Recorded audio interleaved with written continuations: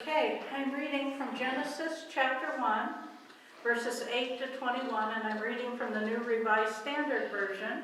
For those in cars and sitting outside, I'm still choosing to include this in our bulletin to make it just a little easier to follow along. The child grew, we're talking about Isaac here, and was weaned, and Abraham made a great feast on the day that Isaac was weaned. But Sarah saw the son of Hagar the Egyptian, whom she had borne to Abraham, playing with her son Isaac.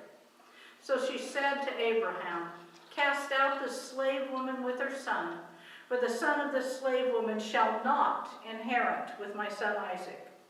The matter was very distressing to Abraham on account of his son.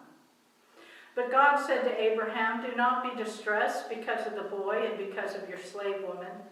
Whatever Sarah says to you, do as she tells you, for it's through Isaac that offspring shall be named for you.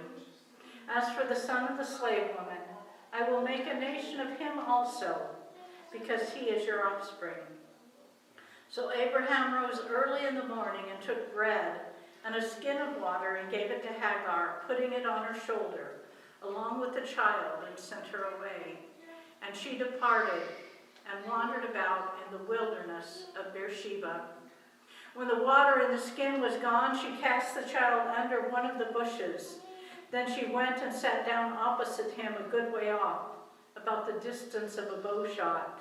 For she said, "Do not let me look on the death of my child."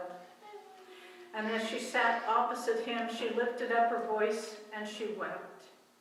And God heard the voice of the boy, and the angel of the Lord called to Hagar from heaven and said to her, "What troubles you, Hagar?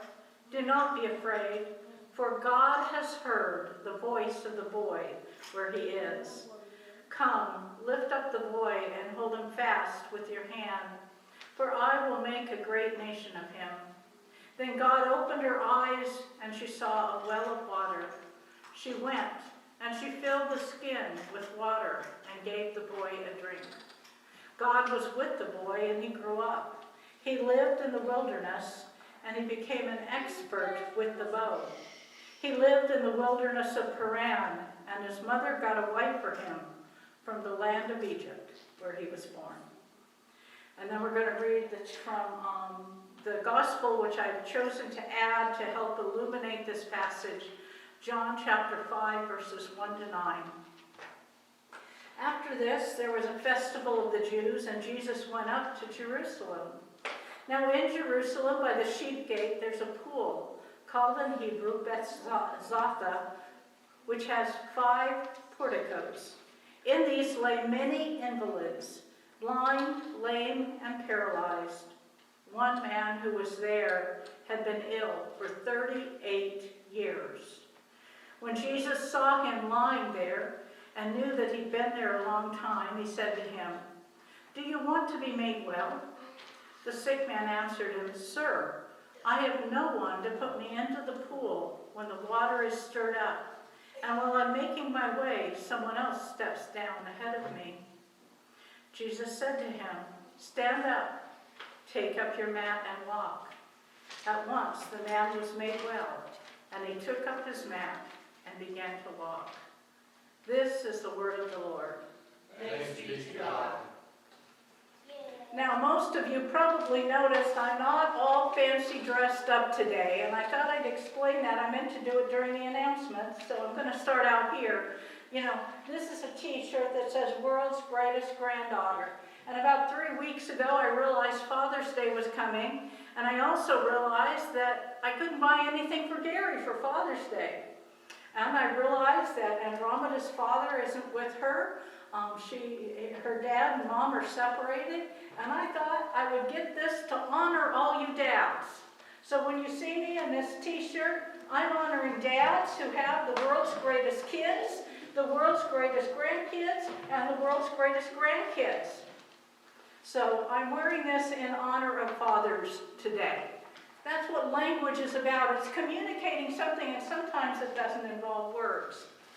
Now, 2 of you are communications majors, so this is going to probably hit home with you early on. A few weeks ago, I was watching a movie about artificial intelligence, and they were trying to decide if this robot had artificial intelligence. And so the first thing he asked her was, "When did you learn to speak?" And she said, "I've always known how to speak." And he said, "You know, the rest of the movie isn't nearly as important as this part to me as a wordsmith."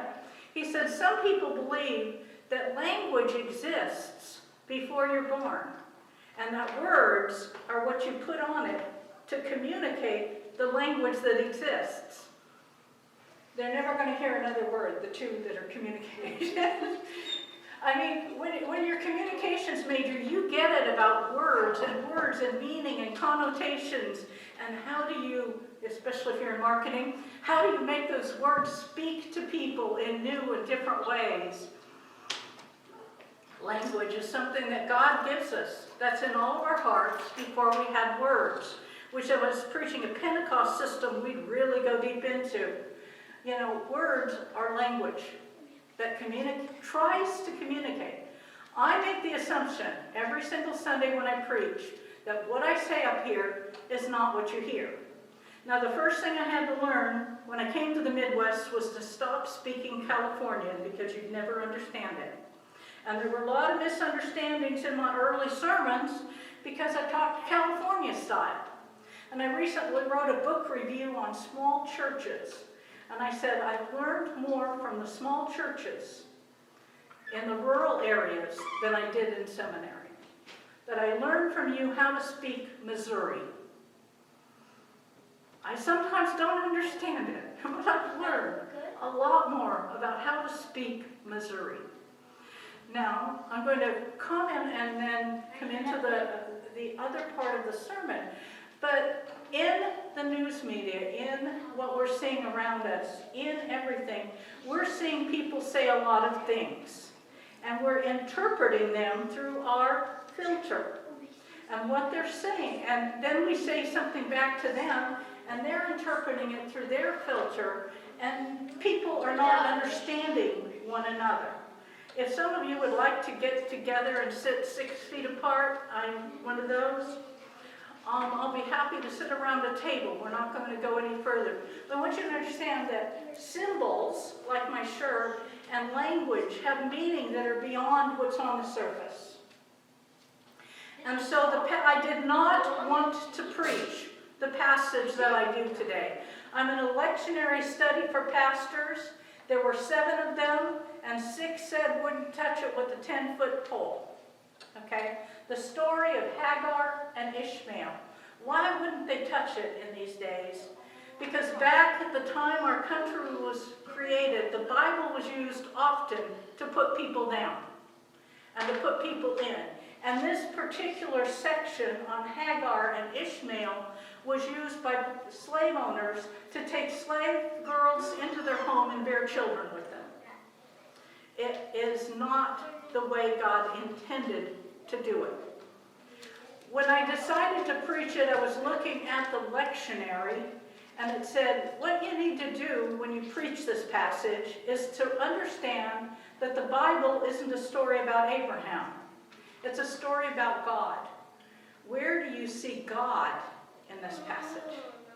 And you have Abraham casting out Hagar and Ishmael, which started the whole Palestine-Israel thing way back when. We can go more into that.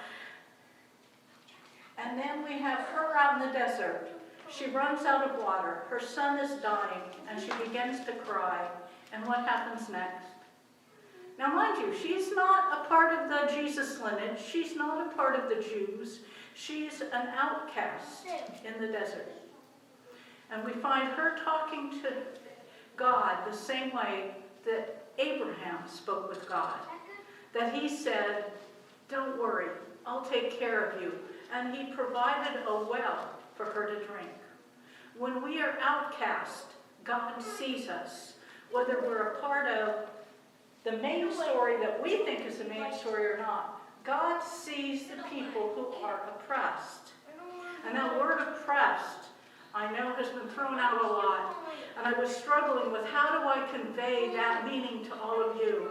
And I hate to do this. I debated about doing this, but I did it at Rangeline, so you get it too. On Tuesday, I had a dream. Don't you hate it when a pastor has a dream? But I've been wrestling with this passage, and I don't usually remember my dreams.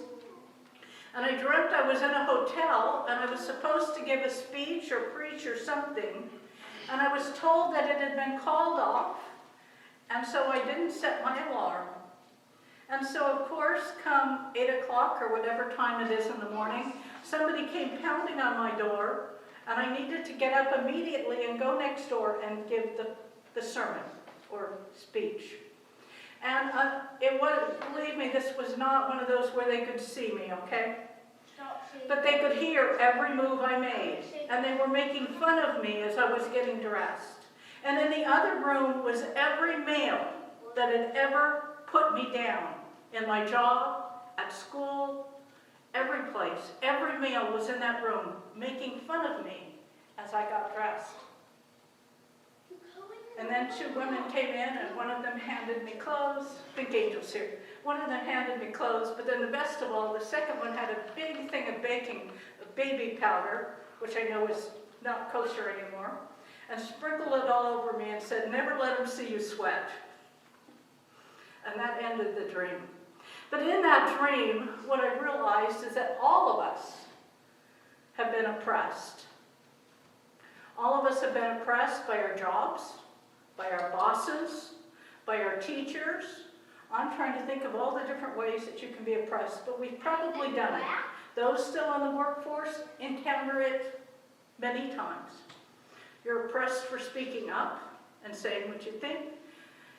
Oppression is around us. And so if we understand that we're oppressed and we say here that God sees us, we get it. Okay? We've all been there. We've all had that pain of somebody putting us down. And then this passage kind of came out of Mary and the death of Clyde, and it came out of Gary. And it's the passage where you have someone oppressed by an illness. I don't know if it's kosher, so tell me if it's not. Ashley, do you remember how long the person's been in the hospital? It's been weeks.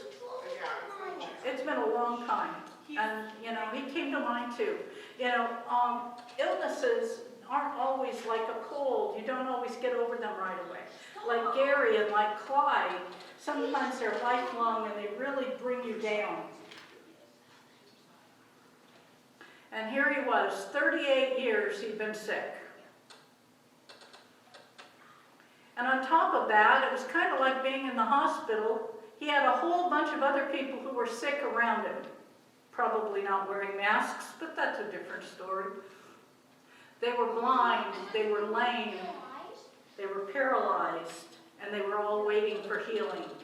And in the middle of this, now mind you, you got the story of Bartholomew, and he's calling out, "Jesus, Son of David, have mercy on me." Not happening here. He's laying there waiting for somebody to stir the water. And when Jesus stops, he immediately assumes Jesus wants to help him get down to the water faster. He does not ask Jesus for healing.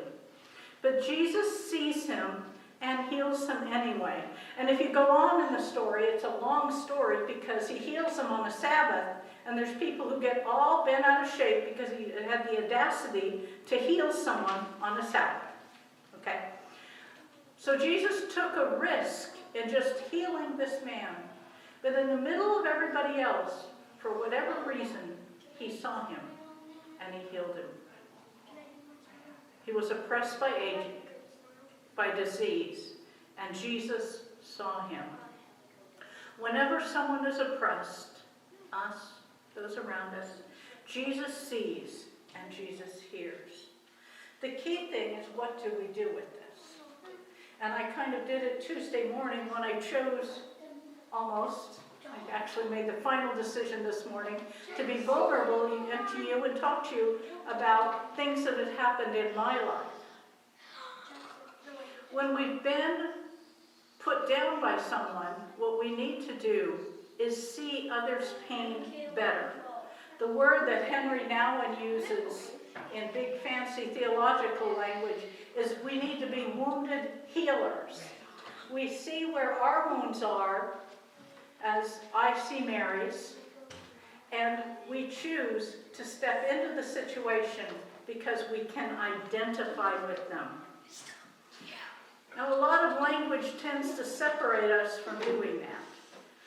If I were to tell all my very white friends that Black Lives Matter, in the back of your head you will hear, and white ones don't.